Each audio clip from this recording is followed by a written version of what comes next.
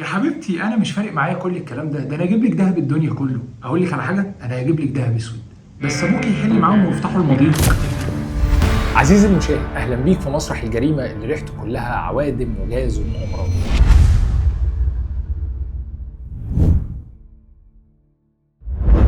يا ريت بقى ما تولعش سيجاره جنبك عشان ما نولعش كلنا. المتهم معانا النهارده مش مجرد سلعه بنمول بيها العربيه عشان نروح بيها الشغل، ده اخطر سلعه في القرن العشرين وال21. بسببه قامت حروب واتمسحت دول واتعملت تحالفات وليله كبيره قوي. سعادتك البلد اللي بتلاقي المتهم ده تحت ارضها بتبقى عامله زي اللي لقى كنز قارون، بس كنز عليه لعنه بتجيب الخراب. السؤال هنا، السائل ده بريء ومغلوب على امره والعالم هو اللي طفس ولا هو اللي خوانا؟ لو قلبنا في الفيش والتشبيه بتاع المتهم ده هنلاقي انه هو اقدم من البشريه نفسها. التحريات بتقول ان السائل الاسود ده كان مجرد كائنات بحريه ونباتات ماتت من ملايين السنين، اتدفنت في قاع البحر ومع الضغط والحراره العاليه اتحولت لهيدروكربونات، وده الاسم الحركي للمتهم. الراجل بتاع زمان ما كانش يعرف يعني ايه تفويله عربيه او بنزينه وطنيه. اول لقاء تم ما بين الانسان والمجرم ده كان صدفه بحته. واحد كان ماشي جنب نهر في بلاد الرافدين اللي هي العراق دلوقتي، لقى ماده سودة لزجه طالعه من الارض، ريحتها بتقلب الدماغ. لمسها لقاها لما بتنشف بتلزق في الحجر زي الكل بالظبط. ومن هنا بتبدا الحكايه. اهل بابل بداوا يستخدموه عشان يلزقوا بيه طوب المباني، بيدهنوا بيه خشب السفن عشان يسد الفراغات وعشان الخشب كمان ما يعفنش ويغرق. عندنا هنا في مصر القدماء المصريين ما كانوش بيفوتوا حاجه، في عمليه التحنيط كانوا بيدخلوا ماده سوداء جوه لفائف الموميا عشان تحفظهم. الماده دي هي النفط، لدرجه ان كلمه مامي مومياء اصلها كلمه مام بالفارسيه ومعناها القار او النفط. يعني حتى في الموت المتهم ده كان حاضر على عينك يا تاجر. ننط بقى لقدام شويه مع الامبراطوريه البيزنطيه. دول بقى شغلوا دماغهم بدري قوي في الاذيه وعملوا سلاح مرعب اسمه النار اليونانيه، خليط بيترمي على سفن الاعداء عشان يولع فيها وهي على وش الميه. والمؤرخين بياكدوا ان الخلطه السريه دي كان اساسها المتهم بتاعنا. المعلمين بقى في القرن الرابع في الصين جابوا اعواد خيزران وقعدوا يحفروا بيها في الارض عشان يطلعوا غاز طبيعي يسخنوا بيه الميه المالحه. دي ما كانتش مجرد تجربه، دي كانت أول بروفة في التاريخ للي هنعمله بعدين. في القرن ال19 العلماء اكتشفوا إن المتهم بتاعنا ممكن يكون مصدر للطاقة ويقلب كيان العالم كله. سنة 1837 في مدينة باكو في أذربيجان عملوا أول مصفى تجارية عشان تطلع زيت للإضاءة. بس النقلة الحقيقية والضربة اللي فتحت أبواب جهنم كانت سنة 1859. إدوين دريك جاب تكنولوجيا حفر وعمل أول بير في بنسلفانيا. اللحظة دي أثبتت للعالم إن المتهم ده مش مجرد طفح جلدي على سطح الأرض، ده مستخبي بكميات مرعبة في الباطن. وهنا بيظهر الفتوة. روكفلر الراجل ده أسس شركة ستاندرد أويل وقفل اللعبة كلها، سيطر على تكرير وإنتاج النفط في العالم زي أي قبو مافيا على خط الصعيد. وبدل زيت الحيتان اللي كانوا بينوروا بيه بقى الكيروسين هو الملك. وفي اوائل القرن العشرين هنري فورد نزل بالعربيه الموديل تي. العربيه بقت في الشارع ومحتاجه بنزين والطلب بقى اضعاف. طبعا الخريطه وسعت والامريكان عينيهم زغللت على الشرق الاوسط. وفي 1933 السعوديه مضت اتفاقيه تنقيب مع شركه امريكيه، ودي كانت البذره اللي طلعت لنا شركه ارامكو. ولما قامت الحرب العالميه الاولى العالم بدا يشوف دبابات وطيارات لاول مره في ساحه المعركه بعد ما كان متعود على الخيل والبغال. وفي اللحظه دي المتهم لبس البدله الميري وتحول رسميا من سلعه استهلاكيه لعنصر استراتيجي عالمي.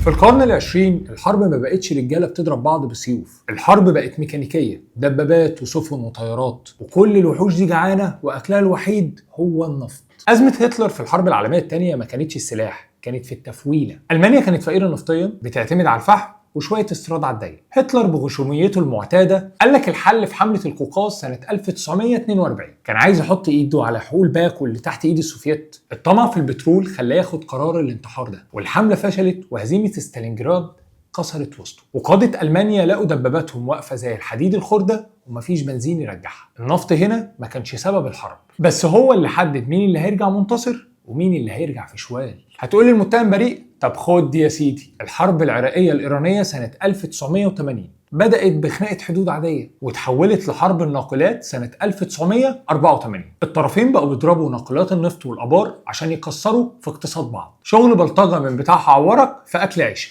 وفي الحرب بين العراق والكويت، الكويت كانت قاعدة على بحر نفط. صدام حسين كان شايف إنه لو بلع الكويت هيضاعف احتياط النفط بتاع بلاده. امريكا والتحالف راحوا يحموا الكويت، وده طبعا عشان عيون الديمقراطيه اللي هي الاسم الحركي لما يحبوا يتكلموا عن البترول. بعد كام سنة العراق بتحقق هاتريك معانا. غزو امريكا للعراق سنه 2003 قالوا لنا ايه؟ اسلحه الدمار الشامل. دخلوا ودوروا وما لقوش غير اكبر احتياطي نفطي في العالم، اكبر اشتغاله في التاريخ الحديث. المارينز نزلوا عشان يشفطوا الذهب الاسود بسعر التراب. وفي حرب اكتوبر 1973 لما العرب قفلوا الحنفيه عن الغرب اللي بيدعم ولاد ولا بلاش، المهم ان اسعار النفط ضربت في السماء. امريكا واوروبا عاشوا ازمه طاقه كبيره جدا وفضلوا بيعانوا من ركود اقتصادي لسنين. النفط هنا ما كانش وقود، ده كان السلاح نفسه.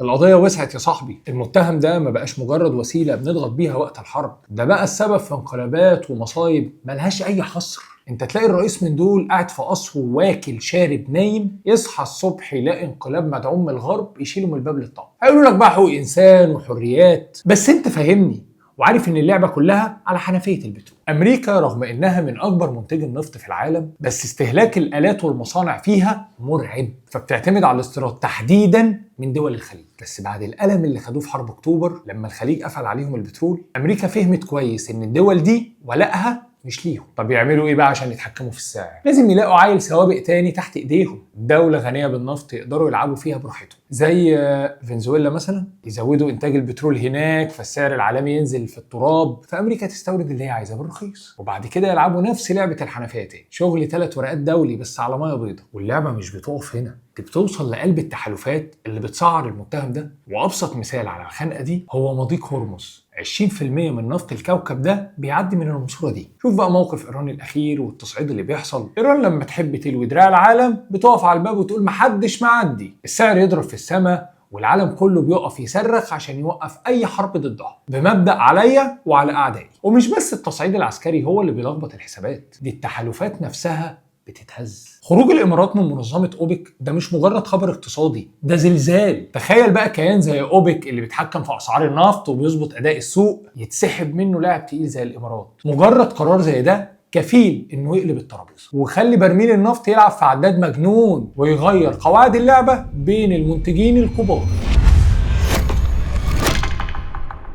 نقفل المحضر على كده. على مدار الحلقة كنا بنحاكم سائل اسود لزج، بنعد عليه الجثث والازمات والحروب اللي خربت بيوتنا. ممكن تبقى قاعد دلوقتي وبتقول يا ريتنا ما اكتشفناه، كان زمان العالم اهدى. بس اسمح لي اسالك، هو النفط عمل ايه؟ هو النفط هو اللي قرر يغزو البلد؟ هو اللي رسم حدود وهمية على الخريطة؟ هو اللي داس على زرار الصاروخ عشان يجيب مكسب اكتر على حساب الجثث؟ يا صديقي، النفط ده مجرد مادة اتكونت في الصمت، الارض خبتها في بطنها الحكمة واحنا اللي رحنا نكشنا وطلعناها. النفط ما اختارش ان هو يكون سلاح، احنا اللي عملنا منه البارود. النفط في حد ذاته نعمه، هو اللي نور المدن اللي كانت عايشه في الضلمه وخلى الطيارات توصل الدواء لاخر الدنيا في ساعات، هو اللي صنع البلاستيك والاسمده والهدوم. العيب عمره ما كان في الماده، العيب في الجشع اللي جوانا. التاريخ بيحب يستسهل ويجيب شماعه ويعلق عليها خيبته، بس الحقيقه المزعجه ان المتهم الحقيقي هو انت. ايوه انت. السكينة ممكن تقطع بيها طماطم وممكن تذبح بيها جارك، القرار مش بإيد السكينة. النفط لو ما كانش موجود كنا نتخانق على دهب، مية، حتة أرض. النفط مجرد عدسة مكبرة كبرت جشع البني آدم. لو وقفنا المتهم النهاردة في القفص وقلنا له أنت السبب، هيرد بمنتهى البجاحة ويقول العيب فيكم يا حبايبكم، أما النفط يروح عليه. قولوا لنا في التعليقات لو صحينا بكرة لقينا البترول اتبخر، تفتكر البشر هيبطلوا حروب ولا هيدوروا على مصيبة تانية يتخانقوا عليها؟ التحقيق لسه مستمر، ما تنساش اللايك والشير، وسلام عليكم.